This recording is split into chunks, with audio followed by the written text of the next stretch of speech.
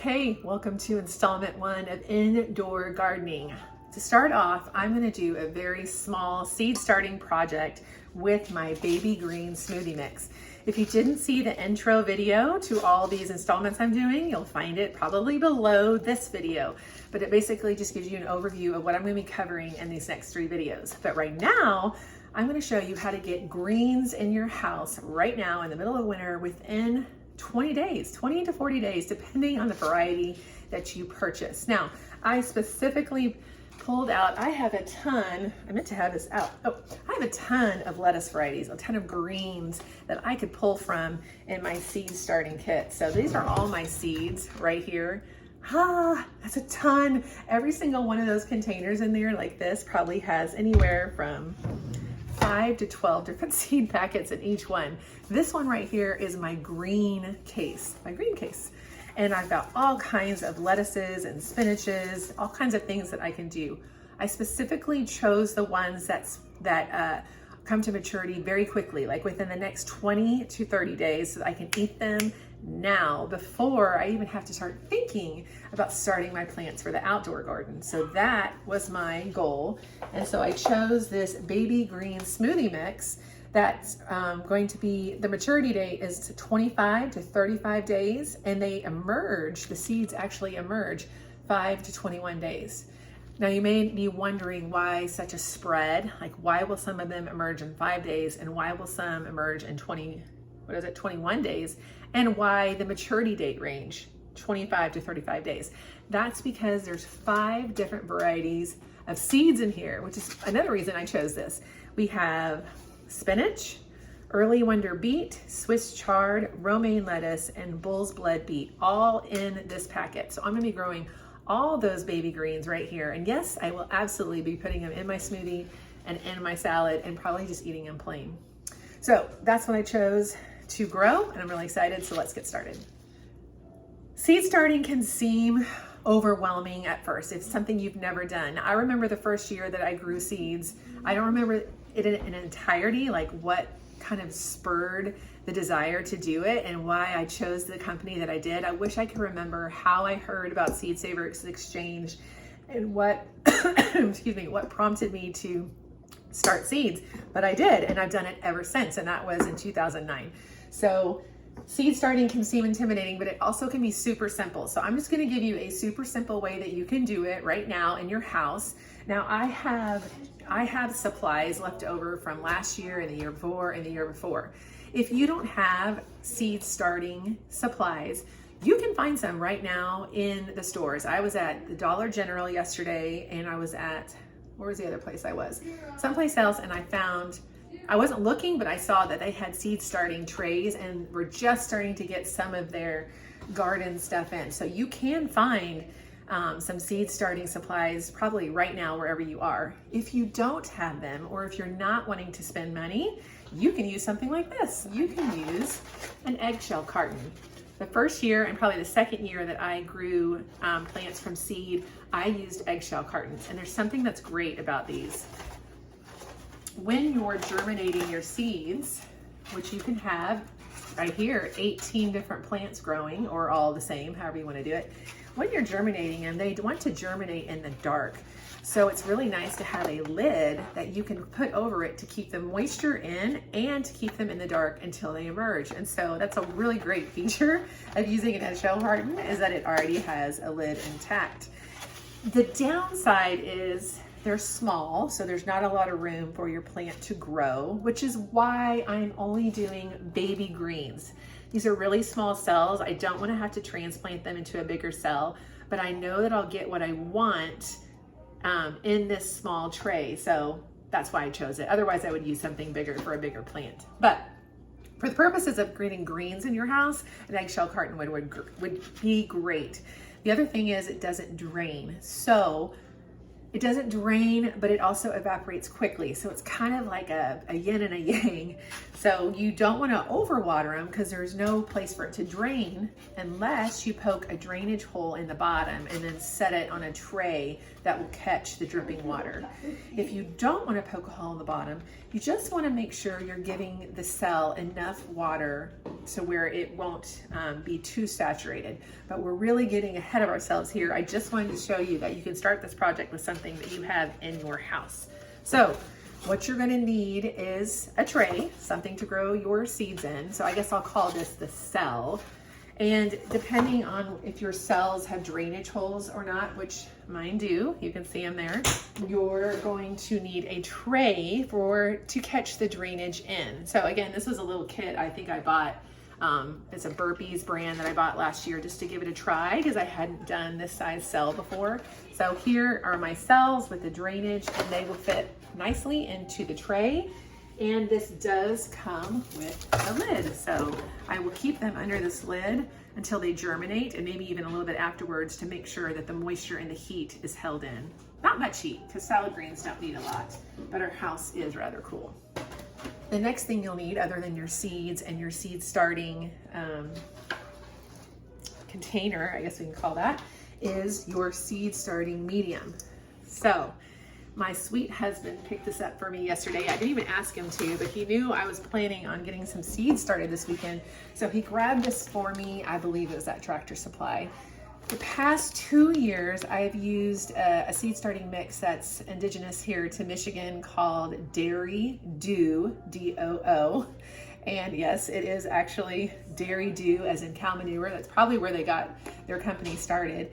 But their Seed Starting Mix 101 is a great seed starter. But really, you just are looking for anything that has a seed starting mix label on it. Seed starting mix is better than potting soil because it's a mix that doesn't have, I've lost the word.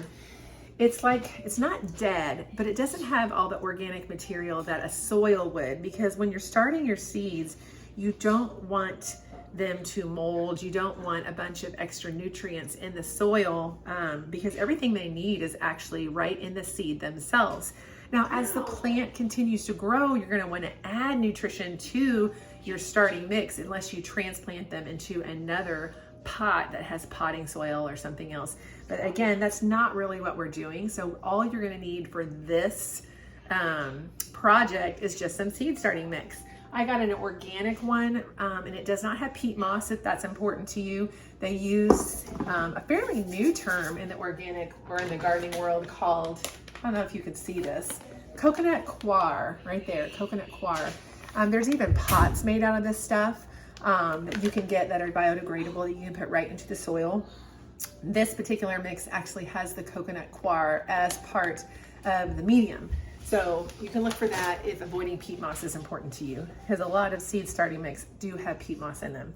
So you've got your medium, you've got your seeds, you've got your container. Now you need two more really important things. Labels. You have to have your labels, ladies and men, because you're going to forget. I don't care how savvy you are, you're going to forget what you planted where. It's going to get switched around. You're going to be watering trays and something's going to move and you're not going to remember where it was. So I just tell you, whether it's popsicle sticks or something like this that you buy online. I got a whole huge set of them from Amazon one year. You're going to want these to label what you're growing. Now, in this tray, I'm only growing this baby smoothie mix, but I'm still going to put a label in there just for the sake of being consistent. And then, of course, you're going to want your water.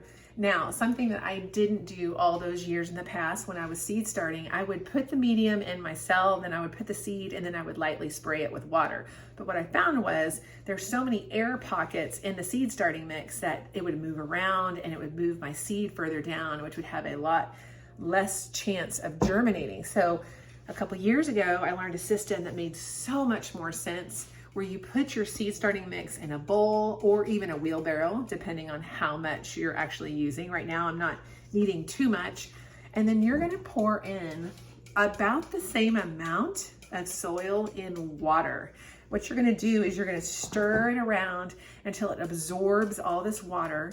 You don't want it so wet that the water's just like squeezing out of it, but you want it to be kind of sticky. So I'm gonna pour this in. I'm not gonna put it all in at once. I'm gonna kind of pour it in and I'm gonna stir it, let it start absorbing that water. So I poured the water in and I'm stirring it, and you'll see it's starting to absorb.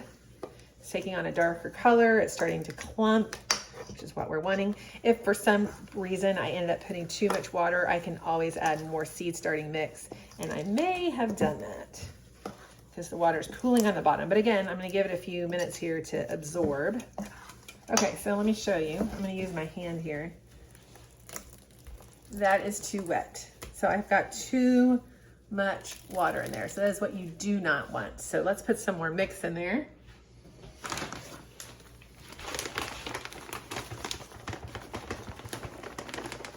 And if I have too much, I'll just start some more seeds today.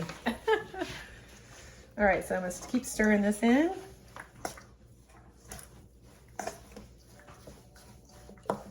This is looking better. I don't know if you can really see because it's so dark on the camera, but let me use my hand here.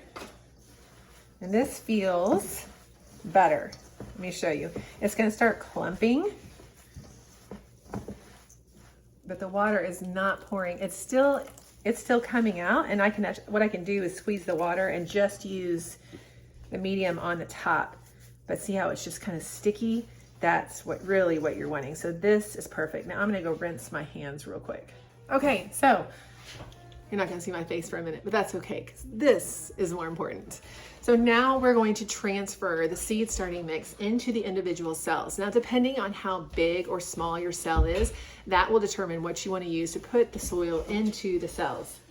So you have your starting medium, and it is absorbed the water. It's ready to be put in your cells. So now you just need something to transfer from the bowl to the cell, which can be something as simple as a plastic spoon, or depending on how big your cell is, maybe a measuring cup. So I'm gonna be using this little silver spoon, which is perfect for getting them in these little cells.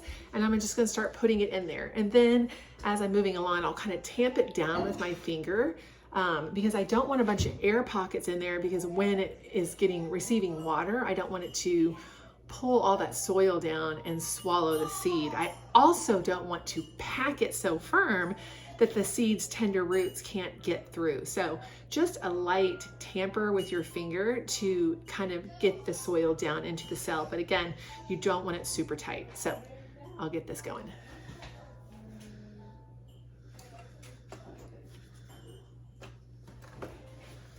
So see, already it's taking me about 3 spoonfuls, and I really can just use the back of the spoon to kind of tamp it down. And it doesn't have to be all the way to the top, but I would suggest when you're using these smaller cells to go ahead and give it a good amount so that the roots have plenty of room to kind of grow down, because these will be in here longer than the microgreens and obviously the sprouts, which don't have a soil medium at all. And what I may do, just depending on how long I'm growing the salad greens in here, however long they last, I can always add worm castings to the top to give them a little bit of nutrition if they keep going in these trays. Or by then, I might be able to transplant them out into my actual garden planter out of my back porch. So we shall see. But there are ways to add nutrients to your starting mix if your plants are in there for longer than you expect. Okay, so the dirt is done. I estimated almost perfectly on how much I needed. And now for the tedious part of putting the seeds in. Depending on how big or small your seeds on, this can be kind of tedious, go quickly. It might take a while. I'll show you how I've done it in the past. I feel like really helps it to go pretty well and not waste too many seeds. Now, the interesting thing about this mix is there's a whole group of different seeds in here. Some are bigger, and I think the smallest ones are the lettuce seeds. So I've got beets here. I've got the lettuce seeds there. I've got the radish ones. And what was the other one? Oh, spinach and Swiss chard, that's right. Okay, these are all pretty easy to work with. There's different ways, and people do this. I don't know what this actual tool is called. I think it's called a seed distributor. But you can actually put your seeds in the little distributor and it'll help. I find that unless they're the bigger, rounder ones, I still end up putting more in there unless I just have a few on the actual plate. This is another way of doing it where you can put them on the back part and then they'll roll down the spout, supposedly one at a time.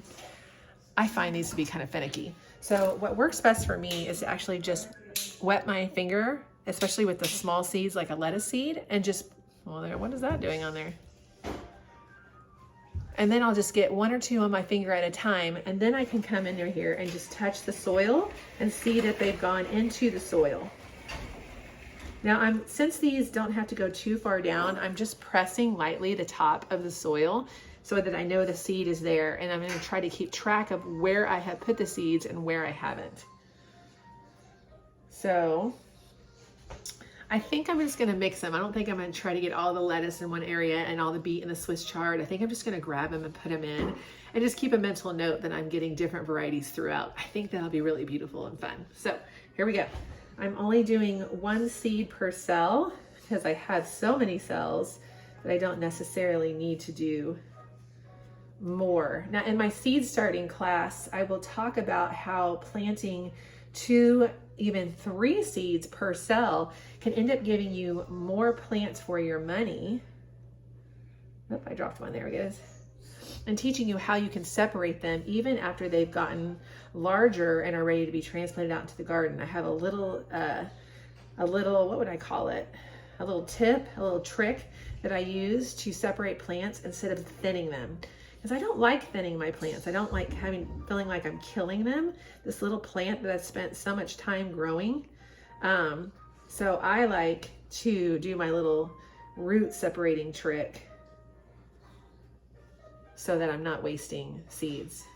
So these are pretty manageable. I'm just literally having to drop them in to their cells. The lettuce ones, I'm generally having about 1 or 2 lettuce seeds per cell because they're a little smaller, but I can still, because my fingers are damp, I can still kind of pick up the seed and maneuver it where I want it to go. And I'm definitely not going to be using all of the ones that I put in my hand. Oh, that's a bunch. I don't want that many. Okay. I'm hoping I'm getting a good mixture here. I actually have ended up putting about 2 in each cell just to make sure that every cell has something growing in it. Okay, I think I got them all. I did. Awesome. So I'm gonna put the rest of those back in here. Try to get them all in. And then I'll just go like this, and if any extras get in there, that's okay. So now, since I have pretty much all of these in the surface, the lettuce ones won't need to be down too far. They really could almost grow on the surface. But I'm gonna take what's left in my bowl here and just sprinkle it over the top of each cell. Literally just sprinkling it on. That's why you wanna leave a little bit of room when you're putting your initial mix in, because you're gonna come back and you're gonna cover your seeds. Depending on how deep they need to be planted, these are very shallow, from like 1/8 to 1/4 of an inch. So that one needs to be down a little further. All right, so there you have it. The seeds are in, they're covered, and now all that's left to do is to give them a little bit of water in their tray and put their lid on, and they don't need light until they've emerged. So you can, until they emerge, use a sprayer like this. I actually got this sprayer from True Leaf Market as well, and it has a really nice misting capability. I think it works. I know that, yeah, perfect. I don't know, you probably cannot see that, but it is such a light mist. It's not gonna pound on your seedlings once they emerge. So this is a really great way to water the top and to just give them a light misting until they've emerged. Once they've emerged, I really suggest watering from the bottom. So what you would do is you would pick up your seed cell tray and you'll pour water into the bottom of your tray like this. I'm not gonna put a ton because it doesn't need it right now. But generally you wanna put about 1/2 inch to 1 inch, depending on how much your plants are drinking. Now, it may take you a week or so to really see how fast the water is being absorbed. But if you look in your tray, if you pull up your seed cells and you look in your tray and there's any water residue in there, don't water it. Because what that's saying, your plants are saying, hey, we are full, we don't have room for more. You want to wait till it's almost bone dry to put water in. And really, it's not that you're too late, but you want to be checking every day because you don't want them to be bone dry for more than, well, definitely more than a day. And another way you can tell is by right now getting a feel for how heavy this is. So the amount of water that's in here right now is a good amount of water, right? We saturated the seed starting mix. So pick this up, get a feel for what that feels like. Because when the water starts evaporating out of these cells, it's going to be much lighter. And if you're familiar with the weight of the tray, if you pick it up, you'll know, oh man, this thing, this thing needs some water, or oh no, this feels good. I think we're good. So those are some tips you can do to know whether or not you need to water them. You can feel it. You can look for water residue, and you can also tamp your finger gently down on the soil. You don't want to tap too hard if you accidentally kill a little seedling, or you don't want to smash down the soil, but you can get a pretty good indication if you touch the top of the soil whether or not it needs some more moisture. So I'm going to put the lid on. I do have my label, but it's going to be, I think it's going to be too tall for the lid. Let me see. If it is, I'll just lay it on top of the lid so I still know what's inside. Yeah, so it's going to be too tall. So I'm just going to set it in here or on the top, just like that. And then I'm going to set this over here on my counter. So I'm actually going to grow these microgreens and these lettuce and the sprouts in my kitchen for the time being. I am planning on getting my grow rack set up here in the next week or so, but for right now I have a lot of counter space, and I'm going to attach the grow lights underneath my cabinets here, and just lower them to where they're right above my plants. Let me show you here. I've gotten some really great grow lights from Amazon, and I'll link them below. And I believe this one is the same brand as the ones I originally bought. It's just that these have a purple light. So let me turn it on here. So it has like a pretty purplish light. So when you're starting off your seeds, whoops, you want to keep the light fairly close, because remember that this is in no way near the intensity of the sun, even given how far away the sun is from our earth. The only way we can emulate that is keeping these grow lights as close as we can. I would say within 3 inches, 2-3 inches, depending on as they grow. So as they grow, you're going to be wanting to raise your lights up. You don't want them right on top of it. This would not be bad for emerging, but you don't necessarily want the light touching the leaves. You want it like 1 inch or 2 above the leaves. And that's why I've always used zip ties, because I can start them at a certain level and then I can tighten them as they grow. So I'm going to want to have these pretty close, and then they'll just kind of keep moving up as they emerge. These won't get really too tall, so these lights will hang down for quite a while until I move them to my grow racks, if I move them to my grow racks. So that's really it for a simple seed starting project that you can do right in your kitchen. Again, you don't have to have a seed starting set like I have here. You can use an eggshell carton, you can use popsicle sticks for labels. Then all you need is your seed and your water. And I've had friends tell me they've had great success with things like spinach and lettuces from the dollar store. So you could even just go grab a $1 pack of lettuce and spinach seeds and get some started. The only thing that you really probably are going to have to purchase is your seed starting medium. You can't really get away without purchasing that to get started unless you do a hydroponic type situation, which again, you would still have to purchase these or research some way to do it with materials that you already have in your house. So seed starting 101, not quite, but pretty close. If you want the full aspect of everything that you can do to grow your garden from seed, I'm really going to be giving you a lot of information. You're going to want to buy my full Seed Starting 101 class, which is available on my website, pepperandpinedesign.com, under the workshop tab. I'm only selling those classes for $20, and you will get the recording that you can have to watch at your leisure and re-watch if you don't overwhelmed by all the details that you'll be receiving in that class. You're also going to get a PDF with all the notes So you'll have everything right there in front of you, including me, to really help you be successful at growing seeds this year for your garden. Also, if you subscribe to my email, you can get 15% off the entire workshop season. So I'm doing the workshops in a season format where I'm going to have winter season classes, spring season classes, summer season, and fall. And that is organized that way so that I can help you prepare for the upcoming season. So everything that I'm teaching on right now is to help gear you up for the early spring garden. So we're talking seed starting, we're talking how to choose which plants to purchase or which seeds to purchase, how to design your garden, how to prep your garden beds. So all of the classes will build on the class before, and it's going to have everything you need to be ready for the season. So if you want to buy the classes individually, you can for $20 a piece, or you can buy the whole season, which is 6 classes for $85. And just so you know, the first class is free, and you can get it on my website right now by subscribing to my email, and you'll get the link to that first class, Choosing Your Plant Varieties, for free the minute you subscribe to the email. So I'll have all those links down below, but thanks for joining me and getting started on getting some greens in your kitchen quick. Now make sure you stay tuned for the sprout video and the microgreen video that will be coming to you very soon, maybe even in the next couple of days. All right, we'll talk to you soon.